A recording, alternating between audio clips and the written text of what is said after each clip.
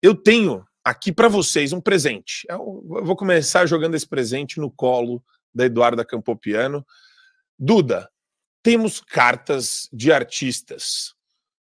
Aí você pensa comigo, Marco, temos cartas de artistas de uma causa?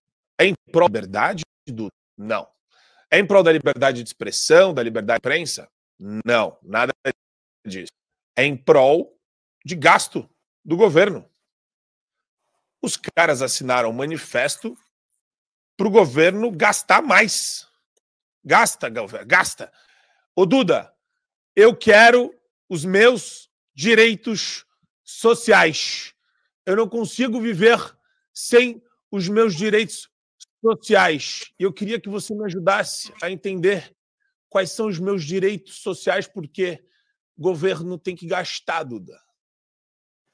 Eu estava achando muito engraçado. Eu vi um vídeo hoje de manhã, inclusive, antes do programa começar, no perfil do Carlos Bolsonaro. Um vídeo de um dos membros do governo Lula falando sobre a situação econômica do país. E ele, um dos ministros do Lula, não lembro qual ministro foi agora, e ele fala, porque as pessoas estão reclamando muito do preço de tudo. O alface está caro? Compra chicória, por exemplo. Mas os artistas não podem ficar sem os seus benefícios. De jeito nenhum.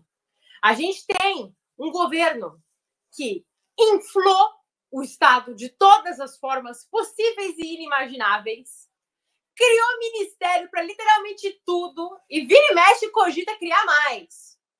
Tá taxando até o ar que a gente respira. Blusinha da Shein foi taxada, tudo foi taxado. Então, eu queria taxar até livro daqui a pouco. Então, assim, estão arrecadando dinheiro. Arrecadando não, né? Porque não é arrecadação a partir do momento em que eles estão praticamente pondo uma arma na nossa cabeça e fazendo a gente pagar. Não é arrecadação.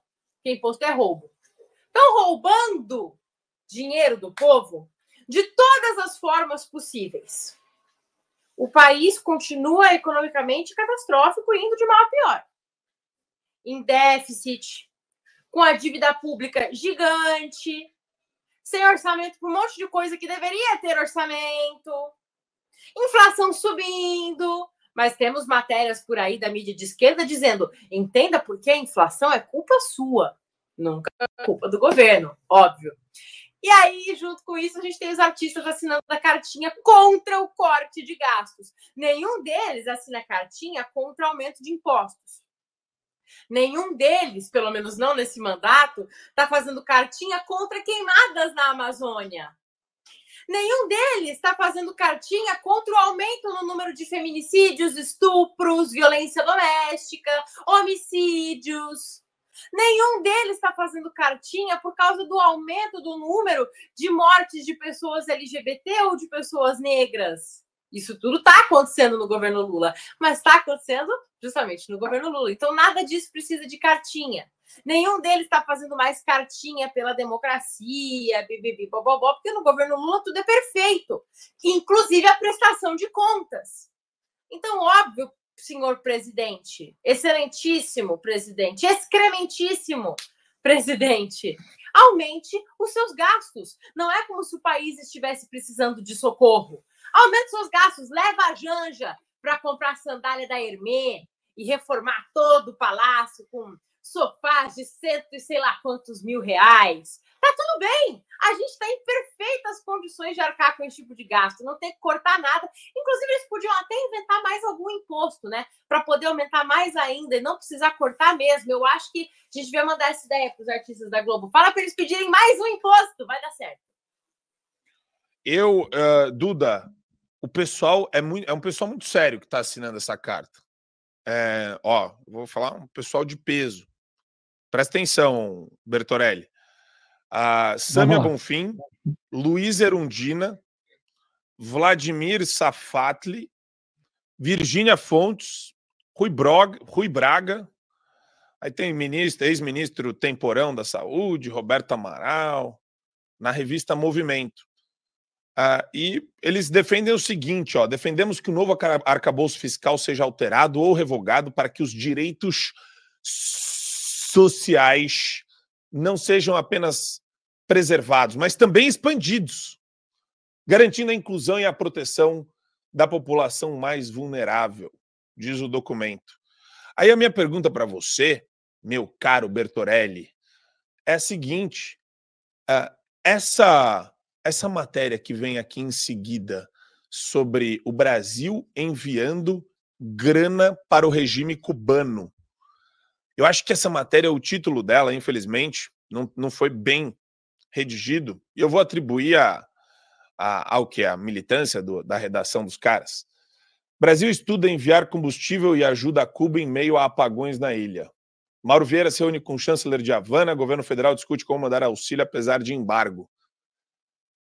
Quantas coisas esse pessoal vai travestir de ajuda humanitária, direitos sociais, apenas como pretexto para nos roubar, meu querido Torelli? Eu acho engraçado essa questão de falar que direitos, né? Vamos garantir os direitos das pessoas. Olha, com a garantia de direitos, tomando o dinheiro delas, metendo a mão no bolso delas. O Ronald Reagan tinha uma frase muito interessante que era, né? Tira a mão do meu bolso, saia das minhas costas, ficando um Estado menor. Eu achei que só o Marco estava com a macaca, mas a Duda também tá, e já colocou uma série de pontos.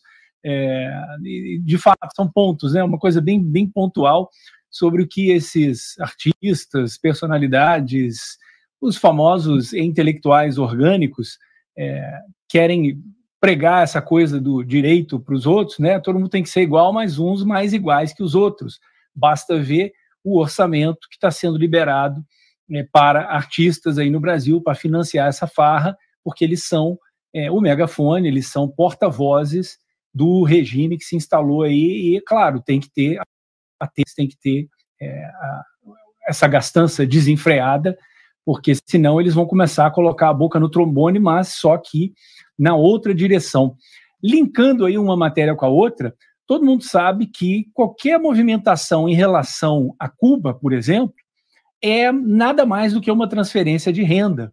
É você arrancar o dinheiro à força do bolso dos brasileiros e injetar em Cuba, assim como acontecia essa transferência de renda legalizada aos olhos de todo mundo com o Mais Médicos, que, para falar a verdade, eu nem sei se voltou à ativa ou não com a entrada do governo Lula. Se vocês souberem, daqui a pouquinho vocês me respondam. Mas isso nada mais é do que transferência de renda do pobre do brasileiro, pagador de imposto, para o pobre do cubano, sofredor de um regime ditatorial de décadas, que nunca deu certo, não vai dar certo e vai continuar sendo esse buraco negro de dinheiro, onde as pessoas do governo vivem ali de forma nababesca, como vivia Fidel Castro, como vive a cúpula sempre de países comunistas, como vive a cúpula regada a vinho, sabe-se lá quantos prêmios tem que ter os vinhos do STF, para eles poderem entrar no hall ali do banquete deles, lagosta e por aí vai. Basta a gente ver o quanto custa também o STF, né? Então, assim, é um plano muito bem engendrado, onde o brasileiro é atacado de todos os ângulos, absolutamente todos os ângulos. É do ângulo jurídico, é do ângulo da falcatrua, é do ângulo do executivo, é do ângulo social, né? É do ângulo da manipulação mental aí, com relação a esses, entre aspas, pensadores e porta-vozes do regime.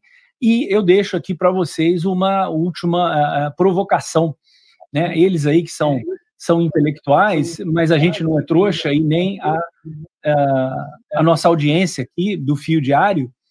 Quando você não tem um senso de proporções, você não tem um senso de prioridades. Então, qual é a prioridade hoje do brasileiro? Será que é realmente continuar com essa gastança desenfreada? Será que é realmente continuar bancando a vida nababesca aí de intelectuais, artistas, todo mundo pendurado numa tetinha? Ou será que é ali o remedinho, um médico competente ali no posto de saúde, né? Quais são as pautas que, de fato, são mais importantes hoje? É o pessoal que está em cana lá por crimes que não cometeram, foram presos no atacado no 8 de janeiro aí no Brasil? Ou realmente é isso aí? Não, é melhor deixar gastar como se não houvesse amanhã. Fica essa provocação para vocês dois aí, meus amigos.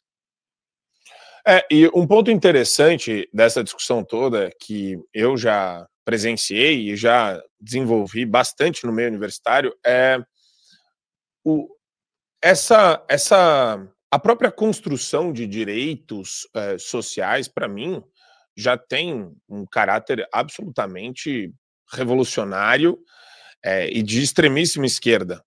Eu sempre defendi que, se você quer aprovar algumas regulações a respeito de questões relacionadas a isso, isso não pode nunca estar na Constituição.